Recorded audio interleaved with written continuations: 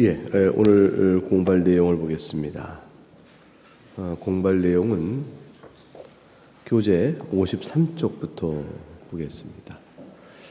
오늘은 한 분 하나님이 한 분이시다라는 것과 위격이 세 분이시다라는 것, 이 상관관계를 공부하게 될 것입니다. 하나님은 몇 분이신가? 그 질문 앞에 우리는 한 분이시다 이렇게 대답합니다. 여러분, 하나님 한 분이세요? 하나님 세 분입니다 이러면 안 됩니다. 하나님 한 분이세요. 근데 한 분이신데 그러면 단일신론이네? 그러면 아니에요, 삼일체예요 이렇게 돼요. 아니, 그럼 한 분이신데 삼일체라면 세 분인 거지 어떻게 한 분이신가? 성부, 성자, 성령 세 분이지 왜 한 분이라고 그래? 그러니까 한 분이라고 할 때에 한 분 줄치고 어떤 의미로 한 분이라고 말하는 것인가? 성부, 성자, 성령 세 분이 계신다 할 때 세 분 줄치고 어떤 의미에서 세 분이라고 말하는가? 이거를 이야기해야 되는 거죠. 우리나라의 말 표현 속에 분이란 말은 의미가 신학적으로 규정되어져서 쓰여 있지 않고요. 그냥 우리가 두루두루 쓰는 말이에요. 그래서 하나님은 한 분이시다, 한 분밖에 안 계시다 이렇게 말할 수밖에 없는 이유가 있고, 그런데 성부, 성자, 성령 세 위격, three person이란 말을 뭘로 번역할까? 그래서 우리가 위격 또는 인격 이렇게 말하지만 그것 또한 분으로 번역할 수 있거든요. 그래서 예컨대 이렇게 생각해 보세요. There is one person in the classroom. 그러면 교실에 one person이 있습니다. one person 뭐라고 번역할까요? 한 사람 또는 한 분이 계십니다. 이렇게 번역해야 되거든요. 그때 person은 분이라고 번역할 수 있는 거죠. 그렇게 따진다면 three persons, 세 위격이 있다는 것은 세 분들이 있다 이렇게 말할 수 있는 거예요. 근데 세 분들 그러면 신경 쓰는 게 뭐냐면 이게 복수니까 다신론처럼 여겨지는 거예요. 이게 그래서 하나님은 한 분이십니다 라고 한 분으로 설명해요. 그때는 왜 분이란 말을 쓰느냐, 한 분이란 말을 왜 쓰느냐, 그거는 성부와 성령, 성자, 성령 하나님이심에 하나님이심 또는 하나님다우심은 성부, 성자, 성령 그분의 하나님 외에 다른 하나님다우심이라는 건 없다 그 뜻이에요. 그러니까 하나님다우심 그러면 한 분이시며 아주 단일한 순일한 심플 스피릿이죠. 단순한 영이시고 무한하시고 영원하시며 또 그분의 모든 특징을 가진 그와 같은 신은 다른 신이 없어요 라고 말할 때, 다른 신과 구별될 때 다른 신들은 신이 아니라고요 그렇게 비하면, 그럼 우리가 뭐라고 말할까요? 우리말에 하나님 한 분밖에 안 계시지 뭐야, 그런 하나님이 또 있어 이렇게 되는 거죠. 그래서 우리가 그때는 한 분이라고 그래요. 더구나 하나님께서 우리에게 자신을 나타내실 때 인격적인 하나님으로 드러내시거든요. 그럼 인격적으로 드러내시는 하나님은 우리가 가만히 생각해 보세요. 성부 하나님께서, 여호와 하나님께서 아브라함에게 나타나 말씀하셔요. 그런데 여호와의 사자를 보내서 말씀하셔요. 여호와 영을 통해서 말씀하셨다. 구약에서는 이게 삼일체 하나님이란 아직 계시 이해가 확장되기 전이에요.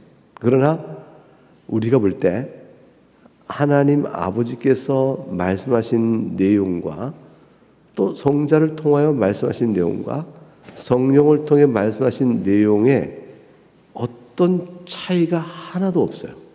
하나도 없으니까 차이가 있다면 세 분이 각각 말하시니 그것의 뜻의 차이가 있더라. 그 세 분들이다 이렇게 말할 거 아니에요. 근데 완전히 같으니까 우리는 한 분 하나님이 말씀하신 거네 이렇게 생각될 수밖에 없는 거죠. 그래서 하나님께서 실제로 우리와 인격적 관계를 맺으실 때 나타나는 인격성이 하나 한 분인 것처럼 드러나요. 그러니까 하나님께서 성부께서는 진노의 하나님이시고 성자께서는 사랑의 하나님이시고 성령께서는 진리의 하나님이시다. 만일 이렇게 구분되어진 특징을 각각 갖고 있다면 완전 삼신론이에요. 삼신론. 그게 삼신론이죠. 그러니까 힌두교 신관이죠. 그러니까 그렇게 되어 있질 않아요. 성부께서 전능하신 능력으로 창조하신 그 일은 똑같이 그 일은 성자 하나님께서 전능하신 능력으로 창조하신 일이요 성령께서 전능하신 능력으로 창조하신 일이니 창조 사역은 한 분 하나님이 같은 그 한 능력으로 행하신 일이다. 그래서 하나님 하신 일을 통해서 그 하나님에 대한 인격성을 바라볼 때는 오직 동일한 한 분으로 보여요. 그래서 우리는 하나님 한 분이라고 말해야 맞는 거예요.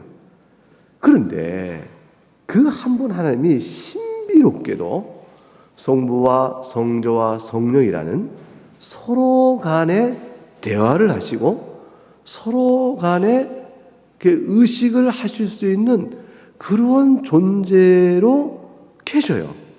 이게 우리는 없는 거예요, 이 세상에서. 만일 제가 말해요, 자아 분열이 일어나서 제가 나에게 너는 누구냐? 그랬더니 또 다른 내가 나는 김병호이다. 아닌데 난데 이래가지고 서로 간에 제 안에서 자아가 분열되어 있다고 쳐봐요.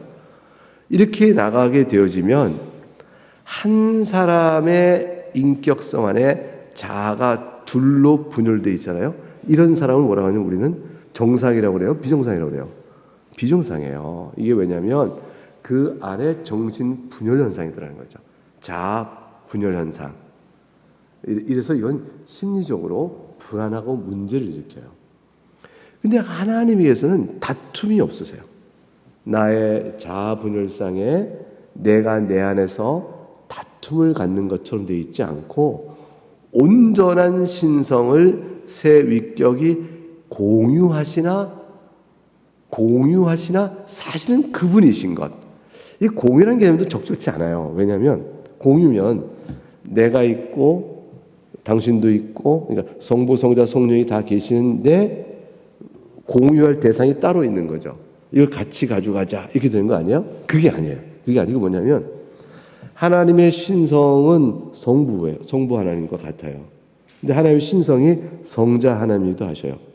하나님의 신성이 성령 하나님이기도 하셔요. 그런데 신성과 위격은 구별되는 개념이에요. 그러니까 분명히 이제 학자들은 고민을 했죠. 그래서 중세 때 뭐라고 했냐면 삼위일체가 아니라 사위일체 아니야? 이렇게까지 얘기한 사람이 있었어요. 사위일체. 왜냐하면 성부, 성자, 성령 세 위격이 있고 신성이라는 성질이 있으니까 결국 넷이 하나다. 이렇게 봐야 되는 거 아닌가? 이렇게 얘기했었어요. 근데 사위일체로 보게 되면 삼일체 신비를 오해한 것이에요. 따로따로 분열 하나, 둘, 셋, 넷 따진 것인데 그게 아니고 성부의 신성과 성자의 신성과 성령의 신성이 완전히 하나밖에 없으시니 신성에 따라서는 아무리 하나님을 헤아려 봐도 한 분이에요. 근데 신성이 아니라 렌즈 포커스를 말씀하시는 분으로 따로 돌이켜보게 되면 성부, 성자, 성령이 계세요. 서로 간에 대화를 나누시고 서로 간에 교제하시고 그래서 이런 존재의 특성을 하나님 만드신 이 피조계 안에서 찾는다는 것은 불가능해요. 그런 게 없어요. 그래서 신학의 발전이 어떻게 되냐면 결국은 이렇게 되는 거죠. 둘 중에 하나로 양 이단의 현상이 등장했어요. 그게 뭐냐면 이것 봐. 셋인데 하나를 공유하는 걸로 보자고. 그래서 삼신론적 경향으로 나가거나 무슨 소리야. 신성은 하나이시고 위격이 셋이지만 위격은 신성이 나타난 양상일 뿐 원래 한 분밖에 안 계셔 라고 해서 순수하게 하나로만 보자 라는 양극단의 이론화가 생겨요. 이게 사람이 할 수 있는 최선이거든요. 근데 이건 다 교회가 뭐냐면 틀렸다 말을 했어요. 그래서 우리는 뭘 하냐면 아무리 이해가 안 가도 세 분이신데 완전한 신성 한 분 하나님이기도 하시다. 이 두 개를 같이 말할 수밖에 없다. 이렇게 얘기해요. 이게 삼일체죠. 그러니까 이슬람교에서는 이슬람 설교 유튜브에 있는 설교 들어보시면 기독교의 삼일체를 조롱하는 이제 이슬람 설교 그러면 조롱하죠. 첫째, 하나님의 아들이 있다. 하하하하. 두 번째, 아들의 개념 오해하고 하는 얘기죠. 저와 같은 줄 알고. 그리고 또 두 번째는 뭐냐면 어떻게 셋이 하나냐. 기독교는 산수를 모른다. 이렇게 얘기해요. 우리 산수 잘 알아요. 산수 잘 아는데 셋이면 하나인 것은 퍼스트 그 카테고리가 달라요. 하나님과 같은 분이 계시냐? 없다. 한 분이에요. 근데 그 하나님은 어떤 분이시냐? 성부, 성자, 성령이 계시니 세 분이 계신다. 그건 삼신론이냐? 아니다. 하나님 같은 분은 한 분이시기 때문에 삼신론이 아니다. 그럼 단일신론이냐? 단일신론인데 그렇게 착각하지 마라. 성부, 성자, 성령 세 위격, 세 인격성으로 계신다. 그게 어떻게 가능하냐? 그게 네가 꼭 가능하다고 해야 계신 것이냐? 그런 줄 알아라. 이게 답이에요. 당신이 이해가 돼야 하나님이 그렇게 되는 분이냐? 아니다 하는 것이죠. 그 얘기까지를 다시 한번. 저는 이 설명 할 때마다 같은 말인데 계속 이렇게도 말하고 저렇게도 말하고 또 이렇게 말해보고 저렇게 말해보고 결국은 내용의 확장과 진전은 없어요. 같은 말만 다시 되풀이하고 있을 뿐이에요. 여러분 그거 느끼셔요? 네. 더 확장할 수가 없거든요. 더 논리 스텝이 더 나갈 수가 없는 상황이에요. 그러니까 이렇게 막 저렇게 말해봐야 같은 말만 빙빙빙빙 돌고 있는 거죠. 그게 정통이에요. 그래서 잘하고 있는. 자, 내용을 보겠어요. 첫째, 하나님 한 분이시다는 걸 어떻게 아느냐? 이스라엘 여러 나라는 여러 신을 믿었어요. 다신교를 믿었죠. 근데 오직 이스라엘은 하나님 오직 한 분이라고 그랬어요. 쉐마 그랬죠. 이스라엘 들으라, 우리 하나님 여호와는 오직 유일한 하나님이시니 오직 유일한.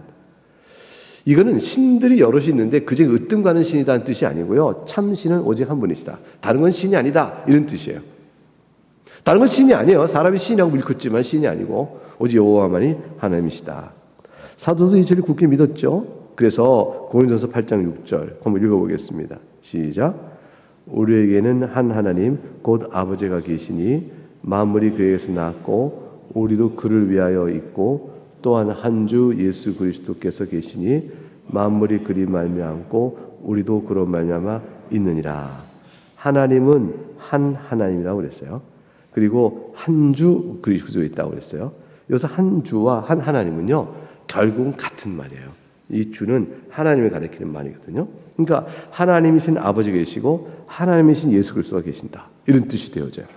그래서 참 이상한 표현을 쓰고 있는 것이죠. 우리가 읽어오고 있지만 이단은 이분을 어떻게 풀었냐면 하나님은 아버지시고 한 주 예수의 한 주는 하나님이 아니다. 하나님의 버금가는 신성이요 하나님보다 이등급적인 신성을 말하는 것이지 이 한 주가 하나님과 같은 게 아니다. 이렇게 우겨대요. 그럼 이단이죠.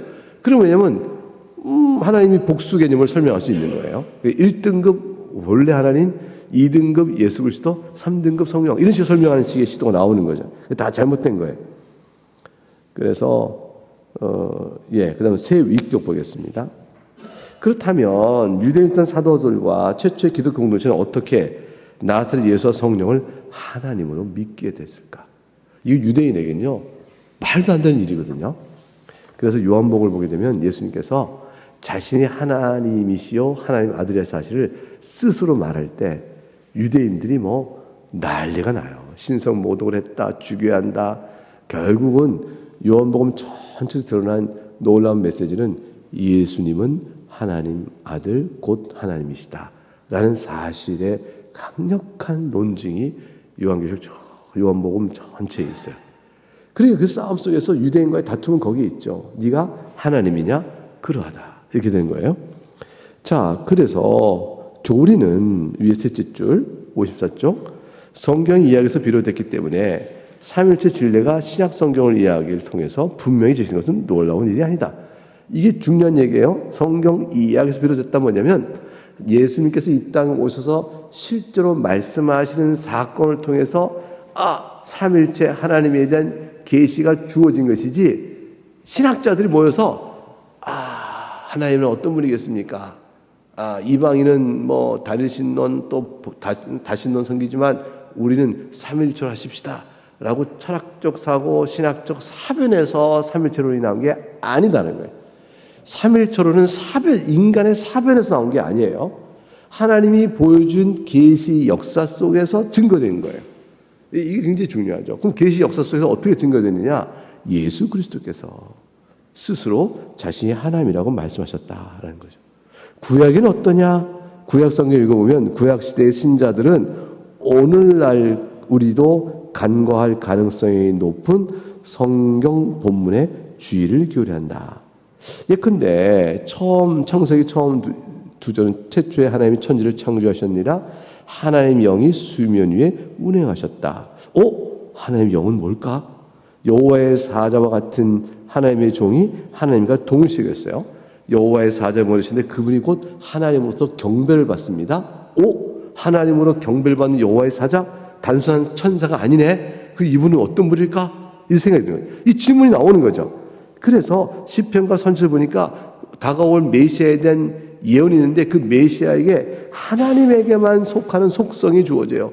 영원하고 전능하시며 전지하신 이런 특징들이 오직 하나님께 주어진 특성을 메시아에게도 붙이게 적용을 해요. 그러면 우리는 뭐냐면 이 메시아는 어떻게 하나님이신가? 이런 질문이 나오게 되는 거죠. 그래서 여호와의 영, 여호와의 사자, 메시아 등등이 어떻게 하나님과 똑같은 일컬음과 예배와 경배를 받는 것일까? 구약에 나와 있는 예언과 시편 속에 나와 있는 내용의 신비로움을 봐야 돼요. 그리고 신약에 와서는 삼일체 교리를 신학적 사변이 아니에요. 사변이 아니고 삼일체 진리도 구약 성경에 흐릿하게 존재하다가 신약 성경을 통해서 명백히 계시된 사건을 통해서 말씀을 통해서 그래서 때가 참에 인간이 되셨다. 누구신데? 창세전에 성부와 함께 존재한 성자이신데. 그 밑에 요한복음 1장 1절과 2절이 굉장히 중요해요. 같이 한번 읽어봅니다. 시작. 태초에 말씀이 계시니라. 이 말씀이 하나님과 함께 계셨으니 이 말씀은 곧 하나님이시니라. 그가 태초에 하나님과 함께 계셨고. 이거 굉장히 신비로운 글이죠. 말씀이 계시니라. 이 말씀이 요한복음 1장 뒤로 가게 되면 육신이 되어 우리 가운데 거하심에 이렇게 돼 있어요. 그러니까 그분이 예수 그리스도임을 바로 알 수 있어요. 근데 예수 그리스도이신 그 말씀이 태초부터 계셨다? 창세 전부터 계셨다는 거예요. 이 태초는 역사가 창조된 그 최초의 시점이 아니고 애초 in the beginning 돼 있지만 역사가 시작되기 전부터예요. 이 태초는 영원부터 하는 뜻이에요. 그래서 말씀이 계시는데 이 말씀이 하나님과 함께 계셨다? 하나님과 함께 계실 분은 하나님 아니면 같이 못 있어요. 하나님과 똑같은 하나님 아니면 하나님과 함께 계시지 못합니다. 이때 함께란 말을 동그라미 치면 이 함께 속에는 정적인 함께가 있고 동적인 함께가 있어요. 정적은 뭐냐면 제 옆에 그냥 있는 거예요. 하나님과 보호자 위에 같이 계시다 그러면 하나님과 동등됨이시어야 옆에 같이 계시죠. 그래서 함께 계시라는 건 뭐냐면 이 말씀이 하나님과 동등된 분이시다. 그런데 이 함께 속에 동적 의미가 있다니까요. 이 동적 의미는 뭐냐면 서로 안에 침투해 계신다는 거예요. 서로 안에 내주해 계신다. 이 신비로움이죠. 말씀이 하나님 안에 계시고 하나님이 말씀 안에 있으며 서로 상호 교통 내주하심 가운데 있었다. 이런 뜻이에요. 그래서 여기서 함께라는 단어의 파라라는 이 전체가 갖고 있는 것은요, 굉장히 중요해요. 말씀이 태초에 계신데 이 말씀이 하나님과 함께 계신데 서로 상호 내주, 상호 교통, 상호 침투하는 사이였다. 그 뭐예요? 그분이 곧 하나님이다. 라는 일이 되어진 거죠. 근데 한 분은 말씀이요, 하나님은 또 한 분은 성부 하나님이신 거예요. 그래서 성자와 성부 사이에 상호 침투, 상호 내주 똑같이 하나님이시다. 이 말씀이 요한복음 1장 1절에 나오는 거죠. 이 말씀이 곧 하나님이시니라고 설명되고 있잖아요. 그가 태초에 하나님과 함께 하셨고, 이거는 신앙이에요. 이게 뭐라고요? 신앙. 믿음으로 고백하고 받고 아는 것이지, 이거 증명해봐. 증명되는 게 아니에요. 증명이라는 것은 자연 세계 안에 자연의 이치에 따라 논증하는 거거든요. 또는 논리로 논증하는 거거든요. 인간의 이성의 논리로 논증되거나 자연 안에 있는 제2 원인들이라고 그래요. 자연 안에 있는 여러 인과 법칙에 따라서 설명을 해내거나 그럴 때 우리가 증명, 논증했다 이렇게 말해요. 근데 그것이 아니에요. 하나님은 그보다 초월적 존재이기 때문에 이런 계시 말씀은 뭐로 하는 거라고요? 믿음으로 하는 거예요. 신앙으로 고백하는 것이에요. 그래서 삼위일체는 신앙의 고백입니다. 성자와 성부가 서로 구별되죠? 두 위격이 존재하는 걸 알 수가 있죠? 성자는 성부와 마찬가지로 근데 하나님으로 여겨지고 계시죠? 근데 그분이 요한복음 1장 14절에 아버지의 독생자요 이렇게 돼 있어요. 이 독생자라는 건 뭐냐면 아버지와 아들 사이에 그렇게 그런 관계를 갖고 계신 분은 아무도 없다. 그게 독생자예요. 말하자면 독생자는 아버지는 나시고 아들은 나음을 받는 관계잖아요. 근데 성부와 성자 사이에 낳으시고 나음을 받는 그런 관계로 계신 분은 성자 하나님 외에는 아무도 없다. 그래서 독생자예요. 그러니까 외아들이다. 여러 아들이 있을 수 있는데 하필이면 한 아들이다. 이런 뜻이 아니에요. 여러 아들이 있을 수 있는데 하필이면 하나님께서 한 분만 낳으셨다. 여러분 자녀가 아들 하나입니다. 그럼 아들 하나는 뭐 절대수가 아니잖아요. 더 낳을 수도 있고 또 없을 수도 있고 그런 거잖아요. 그런데 하나님 성자 하나님이 독생자다 하는 것은 성경에 비춰 성부 하나님께서 성부 하나님이 낳으셨기에 계신 분이시요. 그렇기 때문에 그분은 성부로부터 낳음을 받은 분이시다. 그래서 성부와 성자 사이의 관계가 출생이라는 관계로 연결되어 있는 독특한 관계의 성질을 갖는데 이런 관계를 가진 분은 성부와 성자 사이에 다른 분은 없고 오직 성자만 그런 관계에 있습니다. 그래서 only begatten이에요. 그걸 독생자로 번역했는데 유일하게 only begotten 낳음을 받으신 분입니다. 그렇게 얘기해요. 그 오직 그렇대요. 그 성령 하나님은 하나님이시지만 성자와 성부 사이처럼 낳음을 받은 관계로 성령은 계시지 않습니다. 성령은 어떤 관계입니까? 아버지가 보내시고 보냄을 받은 자로 있습니다. 성부, 성자, 성령 사이에 서로 맺는 관계가 다르군요. 그럼요. 그 성자와 성령 관계는 뭡니까? 성자께 성령을 또한 보내십니다. 그 성령은 어떻게 됩니까? 성부에게서 보냄을 받고 성자에게서 보냄을 받는 분입니다. 그렇군요. 그런 분이 또 있습니까? 그런 분 또 없습니다. 그런데 왜 올리한 말을 안 붙입니까? 이게 성부에게서 받고 성자에게서 받으니 그분에게는 그냥 성령 하나님, 보냄을 받은 자란 말로 표현합니다. 근데 성부와 성자 사이는 유일하게 아버지에게서 낳음을 받는 분이므로 올리비 같은 말을 씁니다. 자, 그럼 올리한 말을 붙이게 됐죠. 독생자에 성경에 나왔으니까. 그러면 낳으심을 받았다니 낳기 전에는 안 계셨겠네요. 아닙니다. 왜냐하면 하나님이시기 때문에 그런 일은 없습니다. 피조물이라면 낳기 전에는 안 계시잖아요. 근데 하나님은 안 계신 적이 없거든요. 그래서 성부와 성자 사이에 그 두 분 사이의 관계가 뭐냐를 설명할 뿐이지 안 계신 적이 있다는 뜻이 아니에요.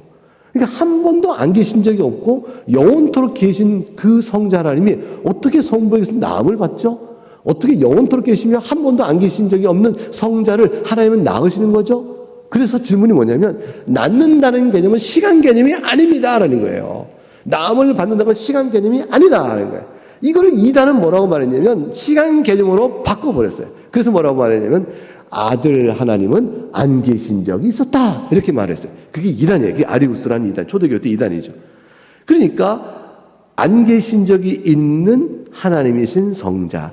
그건 뭐냐면 만들어진 하나님이에요. 피조물은 없었던 적이 있거든요. 하나님만이 홀로 영원하시단 말이에요. 그러니까 성자 하나님을 하나님이라고 예배해도 안 계신 적이 있었다는 순간 피조물인데 하나님처럼 높임을 받는 분. 진짜 하나님 따로 계시고 그게 아리우스라고 하는 이단인데 여호와 증인이 꼭 그렇게 믿어요. 여호와 증인은 그렇게 믿는단 말이에요. 그걸 넘어가면 돼요? 안 돼요? 안 된다. 안 된다. 그러니까 시간 개념이 아니고 관계를 그렇게 설명하는 것이다. 그러면 시간은 어떠냐? 둘 다 영원하신 분이다. 그래서 낳으신 분도 항상 계셨고 남을 받은 분도 안 계신 적이 없이 항상 계셨다. 보냄을 받은 분도 보냄을 받기 전에 안 계셨느냐? 그게 아니다. 보냄을 받은 분도 항상 영원토록 계셨다. 어떻게 보냄 받기 전에 안 계셔야 되지 보냄 영원토록 있을 수 있느냐? 하나님이시기 때문에 그러하시다. 그럼 둘 사이의 관계는 뭐냐? 처음부터 관계적인 표현이지 존재적인 시차의 개념이 아니다. 이거를 설명할 수 있으면 돼요. 자, 간단하게 정리합니다. 성부, 성자, 성령의 관계는, 세 분이 계시다는 관계는 매우 신비로워서 낳으시고 낳음을 받고 보내시고 보냄을 받는 것을 설명합니다. 그러나 이것은 시간차가 없습니다. 왜냐하면 이것은 관계의 설명이지 존재의 시작과 끝, 존재 우선성, 이런 시간적으로 존재를 말하는 것이 아니기 때문에 그렇습니다. 세 분 다 영원토록 계셨고 다만 사이의 관계를 성경을 통하여 신학적으로는 그렇게 설명합니다. 낳음을 받고 낳으신 받은 분이요 보내고 보냄을 받은 분이다. 이렇게 설명합니다. 이 이상 더 잘 설명할 수 없으니까 기대하지 마셔요. 여러분 이 설명 듣고도 이해가 안 간다. 그럼 자기 머리를 쥐어짜고 이렇게 막 그러셔야 되지 저를 탓하시면 안 돼요. 근데 그 정도 설명 드시고 이거를 반복해서 자기 입술에 붙여보세요. 그러면 스스로 깨닫게 돼요. 아, 모르는구나. 근데 설명 여기까지구나. 제가 이 설명을 이렇게 말로 쭉 하는 데까지 오래 걸렸어요. 공부를 많이 해야 됐었어요. 그래서 확실하게 말할 수 있는 데까지 시간이 걸렸어요. 여러분 듣고 아, 저 무슨 말인지 모르지만 열심히 말하시네. 뭐 그러면 그 정도만 인상을 받아주시면 돼요. 그래도 틀린 말하는 게 아니라 하나님에 대한 계시를 말하고 있어요. 제가 진리를 말하고 있지 모르는 바를 말하고 있으나 진리를 말하고 있지 모르는 바를 말하니 엉뚱한 소리 하고 있는 것이 아닙니다. 이 삼일체 교리에 대한 내용을 잘 그렇게 이해하셔야 돼요. 그래서 55쪽 바울도 이와 동등한 진리를 말한다. 그는 예수 그리스도는 보이지 아니하는 하나님의 형상이시요 하나님이시라는 뜻이죠. 만물이 그에게 창조되되 예수님이 창조주세요. 하늘과 땅에서 보이는 것들과 보이지 않는 것들과 혹은 왕권들이나 주권자, 통치자들이나 권세들이나 만물이 다 그런 말미암고 이 모든 존재하는 것들이 예수 그리스도 말미암습니다. 그를 위하여 창조되었고 그분이 창조주시고 자신의 영광으로 창조하신 것이에요. 그가 만물보다 계시고 만물이 그 안에 섰느니라. 이게 창조주이시기 때문에 만물보다 먼저 계세요. 만물보다 먼저 계시는 줄치고 이단은 뭐라고 말했냐면 이것 봐 만물 가운데 가장 먼저 있는 분이야. 그게 피조물로 해석하는 자가 있어요. 그게 여호와 증인들이에요. 뭐라고요? 그가 만물보다 먼저 계시니까 이것 봐 만물보다 먼저 계시다는 것은 그가 만물 가운데서 제일 앞서 있다는 것이니까 피조물이야. 이렇게 해석하는 건 이단이에요. 이 말 뜻이 뭐냐면 그가 모든 만물 가운데 중보자로서 으뜸되시는 분이시다라는 의미로 만물 가운데 먼저 계시고 그러나 하나님으로서는 만물이 있기 전부터 계신 분이다 이런 뜻이에요. 그래서 만물보다 먼저 계신 분은 신성에 따라서는 창조주이시요 인성에 따른 중보자로 모든 만물보다 위에 계신 분이다 라는 뜻이에요. 성부와 성자와 성령께서 모두 창조사에게 참조하셨다. 그러나 역할은 제각기 달랐다. 삼일치교는 예수님께서 세례받으신 이야기에서 또한 다시 확인되었다. 성부는 말씀하시고 이는 내 사랑하는 아들이요 성자는 세례를 받으시고 성령의 세례를 받았죠. 성령은 창조 당시 수민을 운행하셨던 것처럼 예수님 위에 임하시던 걸 알 수가 있다. 너희는 그의 말을 들으라 이렇게 되잖아요. 결국 이 모든 교리는 하나님께 실제 일하신 구원의 사건을 통해서 우리에게 주신 바 된 것이다.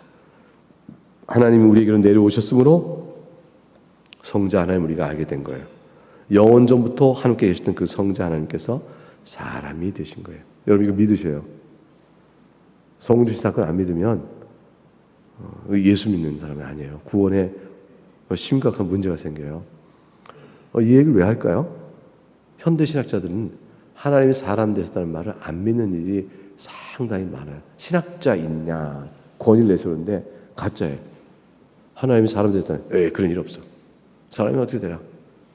이상한 신학자들 죄 넘어가면 안 돼요. 근데 어떻게 사람이 되셨을까요? 그럼 하나님이 인간으로 변질되시냐? 어떻게 그러시냐? 하나님 불변한데 어떻게 사람이 되시냐? 그런 얘기를 할 수 있겠죠. 잘 보세요. 신성이 변하여 인성이 된 게 아니에요. 인성은 사람이요 신성은 하나님이신데 신성이 변하여 인성된 게 아니고요. 신성은 영원토록 불변하며 영원토록 삼위일체로 계셔요. 근데 잘 봐요. 성자 하나님이라는 그분이 영원토록 신성을 취하신 하나님이신 그분이 신성 말고 우리와 똑같은 인성도 가지셨어요. 그게 인성을 취하여 이 땅에 사람으로 태어나신 거예요. 그럼 신성은요? 영원토록 신성은 여전히 신성에 따라서는 하나님이시지. 성자 하나님의 그 세컨 퍼슨이죠. 그 위격이 신성을 따라서는 영원토록 하나님이신 그분께서 신성 말고 인성을 또한 가지신 거예요. 그럼 인성을 가지실 때 그 인성은 신성과 섞이지 않아요. 신성이 인성으로 바뀐 것도 아니에요. 그럼 뭐가 가셨죠? 성자 위격, 그 두 번째 성자 하나님이 인성을 취하신 거예요. 그래서 인성을 취하실 때 사람이 되셨다는 순간에 그분은 우리하고 같은 점이 있고 다른 점이 있다는 걸 바로 생각할 수 있어요. 자, 같은 점은 뭘까요? 똑같이 인성이 있으셔요. 그래서 우리가 몸과 영혼이 있다. 그럼 예수님도 인성에 따른 몸과 영혼이 있으셔요. 근데 예수님과 우리의 다른 점은 뭘까요? 똑같아요. 예수님도 이렇게 만지시면 만질 수 있고 몸이 있고 살도 있고 배고프면 줄이시고 채찍 맞으면 피가 나시고 마음도 상하시고 그렇지 이제 다 있으셔요. 슬픔도 아시고 예수님 인성에 따라 우리가 똑같으셔요. 똑같으신데 인성이 똑같으니까 똑같을 수밖에 없는 거예요. 근데 차이점이 뭘까요? 저를 잘 보세요. 예수님 잘 생각해 보세요. 차이점이 뭐예요? 저하고 예수님의 차이점이 똑같은 사람인데, 그죠? 예수님 보고 똑같은 사람이시잖아요. 여기서 저거 뭐가 차이나요? 그럼 예수님이 이놈아, 나는 신성에 따라 영원토록 하나님이셔. 그거 말고요. 신성에 따라 영원토록 하나님이시지만 인성에 따라 저거 똑같으네요. 그때도 차이가 나는 게 있어요. 이놈아, 네가 그 모르냐? 너는 보세요. 제가 인성을 갖고 있지만 저라는 개인 인격은 하나님이 주신받은 인격이에요. 만드신 인격. 그래서 무슨 말이냐면 저는 human person, 인간 person으로 인간의 인격성을 갖고 인성을 받아 취하여 인성과 제 인격이 결합돼서 구체적으로 김병훈이라는 개인 인격적 여러분 앞에 서 있는 거예요. 그러니까 인성은 여러분 똑같잖아요. 여러분 생각해 보세요. 여러분 인성 저하고 똑같은데 서로 다른 인간으로 존재하잖아요. 구분되잖아요. 왜냐하면 인격성이 다르거든요. 예수님은 인성이 우리랑 똑같으셔요. 근데 서로 달라요. 뭐가 다르죠? 그 인성을 갖고 나사렛 예수라는 하나의 개별 인간이 되시는 인격체가 달라요. 우리는 어떤 인격체죠? 하나님께서 창조하여 만드신 인격체. 예수님의 인격은 영원토록 계시는 성자 인격. 그래서 신성 말고 영원토록 계신 성자 위격 또는 그 인격이 인성을 취하시니 이때 인성은 자신의 고유한 인격이 없이 인성만 예수님께 붙은 것이고 예수님은 자신의 인격으로 인성을 취하셨어요. 그래서 예수님은 인성 가운데 계실 때도 하나님께 드린 예배를 영광을 받으셔도 아무 문제가 없어요. 예수님은 인성 가운데 계실 때도 하나님께 드린 경배를 받으실 때 우리가 그 예수님께 하나님께 드린 경배를 올릴 때 우상 숭배가 아닌 거예요. 여러분이 저에게 하나님께 드린 경배를 생각할 수 없다. 자, 저가 아니라 저 A라는 존재를 저한테 대응할 수가 없어요. 자, 북한에서 누구지? 김일성, 김정일, 김정은에게 거의 종교적 열광으로 막 경배를 돌려요. 그 우상숭배 큰 신성모델 죄거든요. 그러니까 어느 인간이 자신이 하나님 인장 높은 보좌에 앉아 신적 영광을 받으면 죄 중에 죄예요. 그럴 수가 없어요. 왜냐하면 피조물에 불과한 자이기 때문에. 그의 인성이나 그의 인격이나. 그런데 예수님은 인성 가운데 계실 때라도 영광을 받으실 수 있어요. 신적 예배를. 왜 그러실까요? 인성이신데. 인성은 유한한 것인데 왜 그럴까요? 그걸 취하신 분이 누구예요? 성자 하나님 인격이시기 때문에. 그래서 예수님의 몸을 인성을 통하여 우리와 똑같은 몸을 갖고 계시고 또 똑같은 영혼이 있으신 인성에 따라 우리와 똑같은 분이시지만 그분은 곧 하나님이시라. 왜냐하면 그걸 취하신 인격이 second person이시에요. second divine person이에요. 두 번째 신적 인격이시기 때문에 그래서 인성을 취하신 그분에게 하나님께 영광을 돌리면 하나님께 합당한 예배가 되는 것이에요. 그래서 예수님께서 실제로 성경에 보게 되면 예배를 받기도 하시죠. 너희가 열이 나았거늘 하나님께 경배하러 내게로 돌아온 자가 너 하나뿐이냐. 그러시죠. 왜냐하면 돌아와 경배하는 사마리아인의 경배를 그냥 받으시거든요. 예수님께서는 그러세요. 그 차이예요. 기독론적인 신비인데 뒤에서 조금 설명이 또 나올 겁니다. 그래서 예수님께서는 우리에게로 내려오셨고 그분 영원전부터 하나님께 계신 성자이십니다. 예수님께서 그분은 여전히 하나님이셔서 우리와 같은 인간이 되셨죠. 자, 인격은 하나예요. 신성과 인성은 둘. 그래서 양성론이라고 그래요. 한 인격, 신성과 인성, 양성. 예수님은 한 인격의 양성, 신성과 인성이 있으신 분이고 삼일체는 반대로 한 신성의 세 위격이 있어요. 하나님으로서는 한 신성의 세 분 위격이 있고 예수님은 한 위격의 신성과 인성이라는 양성이 두 가지 에센스, 본질이 있으세요. 성령은 예수님이 세례받을 뿐 아니라 오순절에 강림하셨다. 사람들은 예수님의 생애와 죽음과 부활을 통해 그분을 하나님을 인지했다. 또한 그들은 오순절에 강림하실 성령을 하나님을 인지했다. 하나님에 관한 견해는 무엇인지 이 이야기에 근거해야 한다. 하나님은 세 위격으로 존재하신다. 뭐가 아니다? 사변이 아니다. 실제로 나타난 사건적 계시와 그의 말씀을 통해서 확인되고 있는 것이다. 그러므로 성경을 믿으니 삼일째 신관을 믿는 것이 합당한 올바른 신관이다.